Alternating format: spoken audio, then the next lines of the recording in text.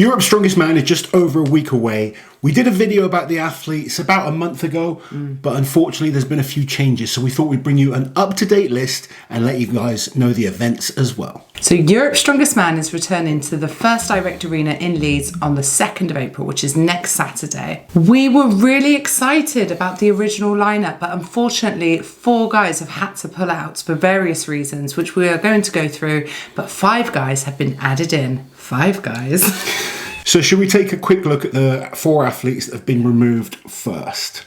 Starting with someone we were extremely excited to see compete. We always like to see this guy compete, Mateusz Kieliszkowski. Unfortunately, picked up an injury training for the Arnolds. And although we're both disappointed we're not going to see him at Europe's, we do feel this is the right decision for him because he's, by all accounts, he's absolutely fine now. But he doesn't want to risk anything leading up to Worlds. And obviously Worlds is only about, 5-6 weeks after Europe's. Quite close in contention. And because he's had a number of issues over the last few years, he wants to be in shape for World's Strongest Man. So I totally understand that choice. Yeah. A shame he won't be at Europe's, but fingers crossed we see him back to his best for World's Strongest Man. So the next athlete on the list who was on the original lineup is 2020's Europe's Strongest Man, Luke Richardson. Now, Luke, bless him, he detached his bicep at World's Strongest Man last year.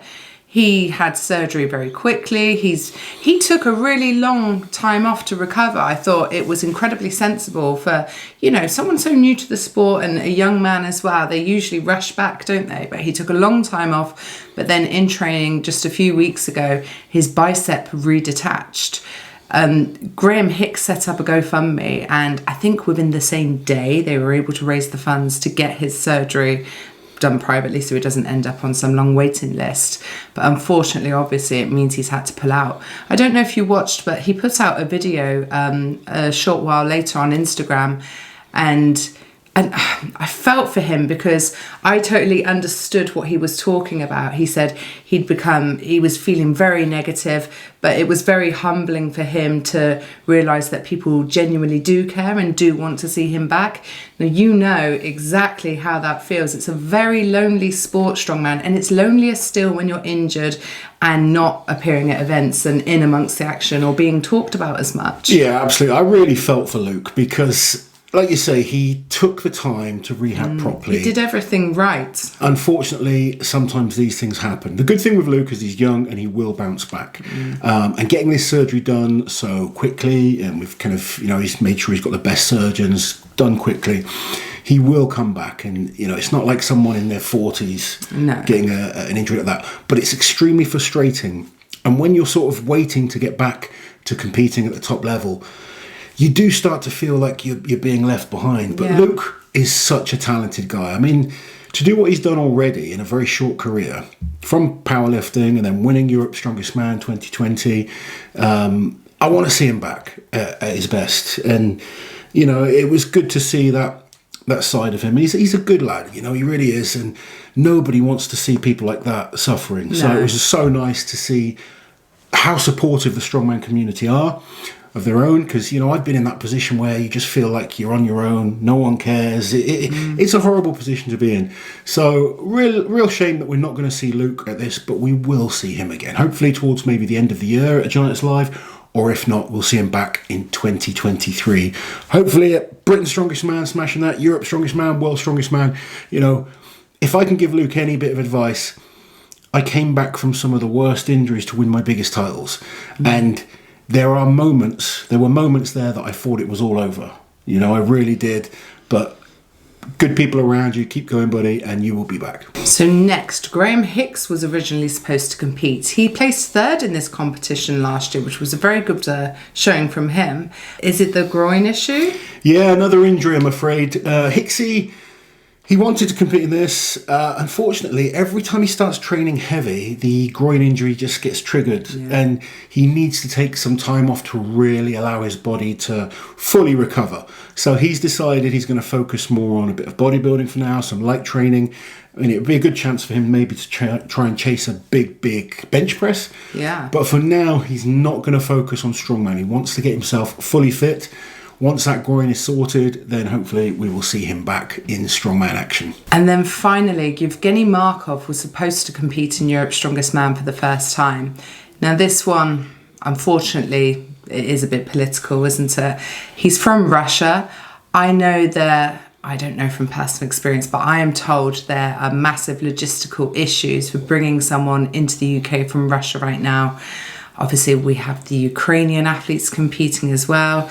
There's a lot going on there, and I feel bad for the guy. Obviously, we saw him do the Arnold Strongman Classic. He was, I don't know if he picked up an injury there or slightly beforehand. It wasn't the showing that he wanted, but we know that he's capable of amazing things. Now, I do feel bad because if you look at something like football and the Russian football team are told, you're not in the World Cup, everyone feels and sees that, the Kremlin and whatever, it impacts everyone. But when a strongman can't compete, it just impacts him and his close personal friends and family. So I do feel bad for the guy. Yeah, I feel bad for him. These are people, I don't know Yevgeny very well, to be honest, but when I think of strongman, I just normally think of my friends. Yeah. And we don't think of the countries that they're coming from, just them as individual people. Just them as individual people. And for sports like this, I think just compete as an individual for now. Yeah. But obviously there's more to it than that. Like Liz said, travel there are is an issue. Issues as there's well. Other things going on. So it's a shame that we're not going to see him as he was down to compete. But those 4 athletes are out. Yes. Let's take a look at the 5 athletes that have been put in to replace them. So first off then, big smiles are back again. Rauno Heinla placed 4th at Europe's Strongest Man last year. What would he have done had he got the opening log lift? He's been training his log very hard. He's been working on his grip as well, which he is going to need for that deadlift ladder if he wants to place first, like he would almost definitely place first on a deadlift for reps. Yeah, he's got some good events in this. We always like seeing Rauno. Yes. He's going to be good fun. The man is a delight. Grumpy as ever, but he is a very, very worthy athlete. So great to see Rauno in the Europe's Strongest Man lineup, especially after coming 4th last year. Yeah, weirdly, in the original lineup, it was only the top 3 from last year that made the cut, but now we've got a couple more that have snuck back in. So the next man, another guy that did very well last year at Europe, was Marius Lalas. Now this guy is a real good all-rounder. Someone that's very, very dangerous, often overlooked. Yeah. You don't always hear people talking about Marius, but he is a very, very capable strongman, extremely good when it comes to events like loading and medleys, and he's just very solid all round. There's no weak event there. No. Good addition to Europe's Strongest Man. So someone I'm excited to see back at Europe's Strongest Man is Pavlo Kordiyaka. I feel like Pavlo Kordiyaka 2022 is different to years past. I'm basing this off of one competition, Britain's Strongest Man, but he placed 2nd there behind Tom Stoltman. And it wasn't even that really, it was Par's attitude. He was more serious, not too serious, but he was more serious. He was laser focused, and I'm really excited to see what he's going to bring to Europe's Strongest Man this year, because Par is another one. He doesn't have any banker events, but he also doesn't have any weaknesses. And you don't necessarily need bankers if you can place consistently high, as we see with the likes of Martins. So hopefully it's a good day for Par, and I'd be interested to see what he can do. Yeah, good to see Par in there. I wouldn't compare Par to Martins. Martins no, but that's a level above. But I understand the kind of analogy that you're getting to. And a couple of good events in there for Par as well. So depending on how his training's been between Britain's and this, he's got Worlds as well coming up. So yeah, busy boy. He is a busy boy, but I'm sure Par is looking forward to being back at Europe's. So next up, we've got Gav Bilton returning to the Giants Live roster. He has missed a few competitions due to health issues. The poor guy has been put through the mill in terms of health testing. He's done every test there is to do. They've dissected him. They've kind of put him through everything. And he's come out with flying colours. Been told he's absolutely fine to compete. He's been working on his fitness as well. He looks strong in the gym as well. I don't know if his training is looking very, very Instagram. good. So the 2-time UK Strongest Man is back competing at Giants Live, and he's going to be competing at Europe's on the 2nd of April. And then finally, added to the roster is another guy who did very well at Britain's Strongest Man this year. It's Shane Flowers.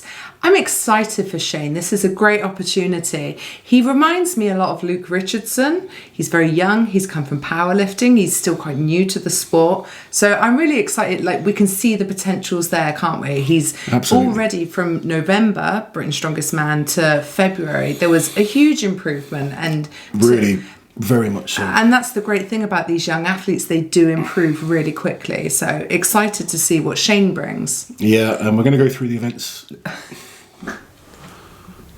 Nala, you're disgusting. The cat just puked up on the cup. Anyway, Shane has some really good events here. His performance on the bag toss at Britain's was unbelievable. He beat Tom Stoltman on that, and he was exceptionally fast on the stones as well. So good deadlifter, good all-round athlete. I think he could surprise a lot of people. So that's the 5 new guys in. We will quickly remind people of the other athletes that will be competing at Europe's Strongest Man. So from the Netherlands, competing in his first Europe's Strongest Man is Kelvin De Ruiter. From Iceland, we have Eythór Ingólfsson Melsted. This will also be his first Europes. We have the Georgian bull returning, Konstantine Janashia. I am very excited to see Konstantine back here. It's going to be good. He's done very well at Europes before, done very well at Giants Live shows before, exceptionally consistent performer at World's Strongest Man. And when we go through the events in a second, you'll see why I think this guy's got a chance of doing extremely well. One of my favourites from Latvia, we have Aivars Smaukstelis. This will also be his first Europe's Strongest Man. That's crazy. It is crazy because Aivars has been around for a while now, and he didn't do it last year because of the clash with, or the short gap between that and the Shore Classic. So excited to see Aivars compete in Leeds. Then we have the reigning champion, 2021 Europe's Strongest Man, Luke Stoltman. I'm really glad he's chosen to do the full competition because he and ahed, didn't he? He did, and I'm very pleased to see him take part in it. When you're the defending champion, you should be going there to try and, especially if you're not retired, you should be going back to try and regain the crown. And he's got a very good chance. Good lineup for him, good events. Luke is in great form, so he did amazing at the Arnolds. Yeah, he did. He's got the Loglift World Championships as the first event, along with a few guests, but it's the first event of the competition as well. So he's going to be in a great position if he can win that first event, and that builds confidence then going into the next events. And then finally, from Ukraine, we have both Pavlo Kordiyaka and Oleksii Novikov. I am so pleased these guys can come over. So for those that missed it on our live a few days ago, these guys have a travel exemption because they're professional athletes, so they are able to leave Ukraine and come over to compete at Europe's Strongest Man. I don't know what their prep has been like. I've spoken to Pavlo. I've been watching some of their videos. They are training. Yes. So, Novikov was great at the Arnolds. Yes. You can't imagine what's going through their heads. No. But the physical and mental toll it takes as well. I think understanding these guys and kind of talking to them, they want the opportunity to perform in front of big crowds, to help people see how passionate they are about their country, support their country, and show people why they want to be independent. And, rightly so. But they're both great athletes. Pavlo won the official Strongman Games in November last year. And he was injured when he won it. He had injury, I think it was wrist both injury. of his wrists, wasn't it? He had an issue with his wrist. Very good athlete. Good events for him in this contest. And Oleksii is always good. Novikov is a former World's Strongest Man winner. He's won multiple titles. Someone that is always extremely dangerous, and again, no real weakness. On to the events then, Luzzie. I am so happy we have different events this year, and not just like one event. It's quite different, isn't it? I'm very happy. Let's talk about it. Yeah, so the team at Giants Live really making things different this year in every show. I feel heard. So we're starting off with the log lift for Max. That's nothing new. Standard. It's also going to be a standalone event, as in the World Log Lift Championships, where we have Ian Bibby and Bobby Thompson taking part as well as guests. So however they do does not affect the overall score for Europe's Strongest Man. They are removed from that. But we could see some very big log lifts. And obviously Luke Stoltman on the log. Luke needs to be smart and just make sure he wins the event in the competition and doesn't push it beyond that. And he knows that. I don't, you know, he doesn't even Dan knows that, his coach, where Luke is, you know, he gets in the moment, you never know. Wow. If he's feeling good, he started off last year on the log looking amazing. He was looking way better than anyone else. Yeah, it looked easy until suddenly it didn't, and it didn't go, yeah. But he won the log at the Arnold's. Yeah, had his shades. He won the log at the Shore Classic. Yeah. He won the log at World's Strongest Man. He's damn good at a log for Max. Yeah. After the log, we are moving on to a deadlift ladder. No axle deadlift this time at Giants Live. Thank God. I think this is going to be a really cool event, and it's goes a little bit back to old school, if you like, in terms of athletes get the choice of whether they're going to use straps or not. Now, if your grip is good enough and you can go through this without using straps, even if you can get 4 done without using straps, because it's going to come down to time. You know, if people don't lift the final one, it'll be times on the heaviest weight that's lifted. It's 5 lifts from 300 all the way up to 400 kilos. Now, if you can get through this without using straps, it's going to be a big advantage. And someone like Janashia, with his huge deadlift power, but he's got a strong grip as well, could be a big advantage. Someone like Rauno, who's a great deadlifter, he doesn't have that grip strength. He's assured me he's very fast at getting straps on. I'm sure he is. But you'd think he'd want to get through a few of them without the straps as well. So, well, he was doing some farmer's holds of 170 kilos. I've seen he's been working his grip. It's good to see. But I do think someone like Janashia will favour that event. I think someone like Luke, if he can do well on the log, can see how people do. And then rather than thinking, I need to lift, you know, all 5, he'll see what people have done. And if, you know, he might have that opportunity to think, right, 3 fast is going to be good. And get me a few extra points. So sometimes tactics will come into play. But I'm excited to see how they approach an event like this. I think someone like Shane Flowers could surprise a lot of people. Yes, coming from powerlifting. Big deadlift in powerlifting. He's used to deadlifting without straps. Could be a good event for him. Event 3 is a carry and drag. So they're going to carry an implement and then drag weights back. A lot of athletic people in this event. Someone like Marius Lalas, really good. Pavlo Kordiyaka, Oleksii Novikov, loads of great athletes, and it's a real hard one to predict. It's going to come down to how heavy it is. Sometimes the drag indoors is a little bit easier. Outdoors on a rougher surface, it can be a bit harder. Sometimes on the indoor surface, it kind of goes pretty quick. So possibly good for someone like Kelvin De Ruiter. Absolutely. He's a big dude, isn't he? And he he's is good at pulling events. He's really good at like truck pulls and things at the carrying events, so could be a great one for Kelvin. Then we've got the power stairs. We've not seen power stairs in a long, long time, particularly in Giants Live or even World's Strongest Man. I think last time we had them at Worlds was 2012. Yeah, the year Lalas didn't win. Yeah, so they had really high platform, high steps in that. This is an event Marius Pudzianowski was absolutely dynamite at. Which is interesting because he also wasn't that tall, not in the world of strongmen. Anyway. No, he wasn't, but he was so explosive. And, you know, he used to kind of lift and then jump up the stairs. He wouldn't just step up. He didn't deadlift it. It was like an explosive upright row movement almost. Real powerful.